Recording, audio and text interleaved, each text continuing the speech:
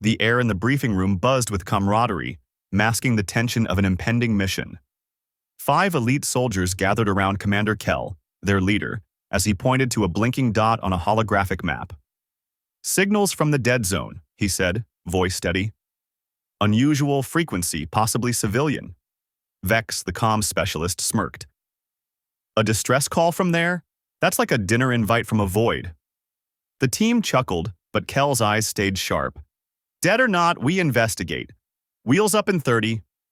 As the team prepped, Kell noticed Raya, his second-in-command, by the weapons locker, staring at a holographic pendant of a young child. "Everything okay?" he asked. She snapped it shut, tucking it into her tactical vest. "Fortune teller in the lower district," she said with a forced grin. "Says today's not my day to die." Kell squeezed her shoulder. "Keep that luck close. I want us all at Tanner's birthday bash next week." Tanner, their demolitions expert, laughed. "The commander remembers. Told you he cares."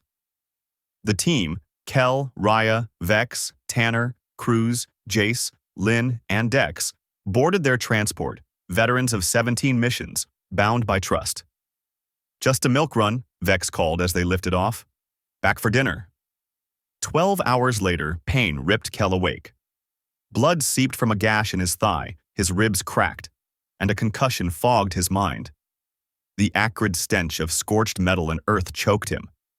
Around him, the transport's wreckage smoldered, jagged shards glowing orange. Bodies, or pieces of them, littered the ground. His team, his friends. Raya's hand lay under debris, her luck pendant flickering out. Kell staggered to his feet, training overriding agony. Assess injuries, secure perimeter, find survivors. No pulses, no hope. The ambush had been flawless, military precision tearing them apart. Then he saw her. Half buried in ash, a blue-skinned warrior lay, barely breathing. Indigo blood leaked from a gash on her forehead. Her arm twisted unnaturally. Kell knew her kind. Engineered for combat, trained to kill without hesitation. Briefings had drilled their weaknesses into him. But something felt off. Her placement, just far enough from the blast to survive, screamed bait. The distress signal had lured them here, perfectly positioned for slaughter. His hand gripped his sidearm. One shot could end her, avenge his team. Justified, expected. Yet her shallow breaths stopped him. Was she a pawn, like him? The ground trembled. An ash storm loomed, its winds capable of stripping flesh. Stay, and they'd both die. Holstering his weapon, Kell lifted her onto his shoulders, her body lighter than her lethal frame suggested. "You better be worth it," he muttered, trudging through the canyon. Lightning cracked, ash stung his skin, and his wounds screamed, but he pushed on.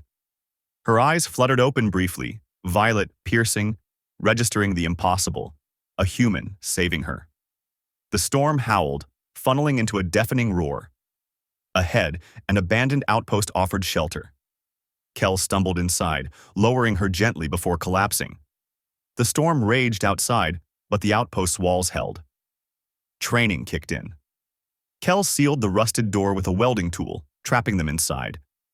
He arranged his pack under her head, then sat opposite, combat knife across his lap. Not a threat, but ready. Hours passed in uneasy silence. The storm screamed, but she stirred, violet eyes snapping open, wary. She lunged for the knife, fluid despite her injuries. Kell caught her wrist, pinning her against the wall, his arm at her throat. Alien curses spilled from her lips, musical yet furious. Her claws drew blood, but he held firm. "Try that again," he growled, "and I'll finish this." She stilled, eyes blazing defiance. Releasing her, Kell stepped back, knife in hand. To his surprise, she didn't attack. Instead, she rubbed her wrist, watching him with fear and calculation. He offered his canteen. "Drink." She hesitated, confusion flickering. "If I wanted you dead, I wouldn't have carried you through that canyon."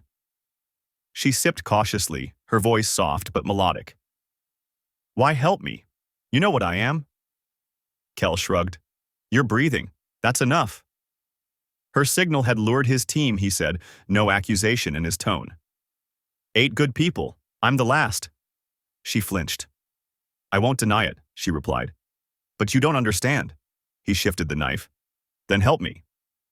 Her name was Nara, a xenobiologist turned bait.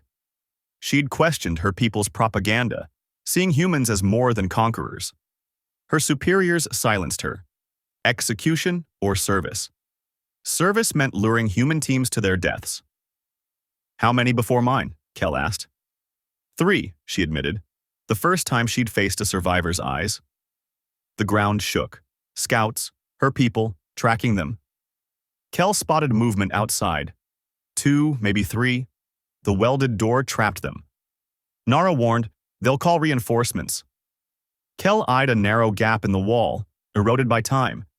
His leg bled, pain searing with each step. Nara offered support. He pushed her away. I don't need your help. She stepped back, cold. If you want to die, die. I'm not your burden. He called after her. I saved you. She turned. You saved the bait. Go, or lean on me. Reluctantly, he accepted her help. They slipped through the gap, the storm cloaking their escape. An hour later, the storm eased, revealing a maze of rusted mining machinery. Nara insisted on cover. Kell sensed danger but followed. Footsteps crunched ahead, a pincer trap. Energy bolts sizzled as they dove behind a gear assembly. Kell fired, downing one scout. Nara sprinted for a crawler, Kell lagging. A soldier aimed at his back. Nara threw herself in front, the bolt burning her shoulder. Kell killed the attacker, dragging Nara to safety. Stupid move, he growled, bandaging her wound. Now we're even, she gasped. 2 shots left. They zigzagged through debris, reaching a ridge. A mining facility loomed, offering shelter and possible medical supplies. Inside, Kell collapsed on a cot. Nara scavenged, finding a terminal with logs from a human officer, Hammond. His entries questioned the war, noting similarities between their peoples. What if we're wrong? One read. Nara returned, shaken. Kell, delirious, called for his team. Raya, Vex, Tanner, Cruz, Lynn, Dex. They're gone, Nara said, cleaning his wounds. But you saved me. She found a charred flag and an ID tag, symbols of loss. How many? She asked. Millions, Kell replied. We both stopped counting. Exhausted, Nara slept. Kell kept watch, haunted by his team's faces. Morning brought clarity. They'll find us, Nara said. This place is too exposed. Kell offered his knife. Take it. My death redeems you. She took it, stood over him, blade at his throat. Last words, human? She whispered. Your grip is weak, he said. She turned the blade toward herself. I can't, she admitted, dropping it. Engines roared. Her commander had come. He'll kill us both, she warned. Kell handed her his dog tags. Tell him I'm dead. She approached the commander, presenting the tags. He demanded more proof. Nara pointed to the canyon, redirecting his men. He struck her, sending her sprawling. Kell fired his last shots, missing but drawing attention. The commander's bolts pinned him inside. Nara grabbed a fallen weapon, firing at her own commander. They fought together, retreating to a comms post. Kell activated a distress signal but hesitated. I trust you more than them, he told Nara. Surrounded, they made a last stand. A soldier hesitated, Nara's brother, Varric. The commander shot him for wavering.